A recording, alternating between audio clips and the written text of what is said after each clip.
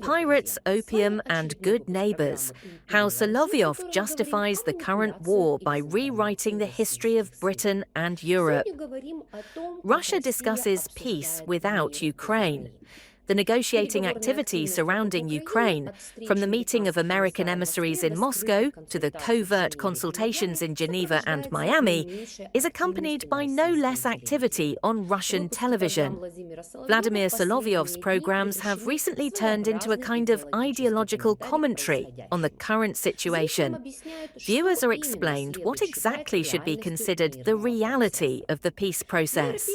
It's important for European readers to understand this isn't so much propaganda as the formulation of political goals, which the Russian government then attempts to present as objective conditions for the negotiations.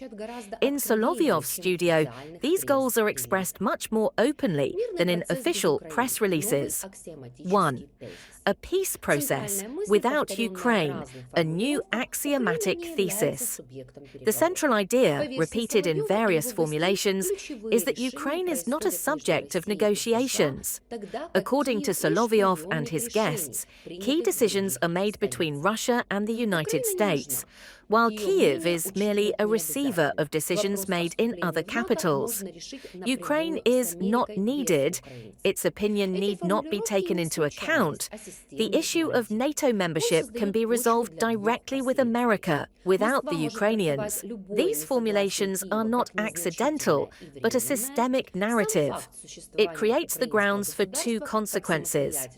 Moscow can interpret any disagreement from Kyiv as insignificant and temporary.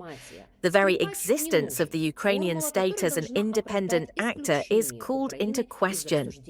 For the Russian audience, this is presented as real diplomacy.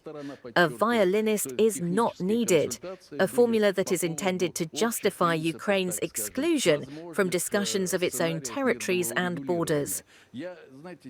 And in fact, our side also emphasizes that the technical consultations were about general principles, so to speak, possible scenarios for a peaceful settlement.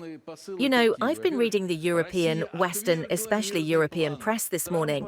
Of course, they're incredible hypocrites, liars and disinformationists. So what are the main messages?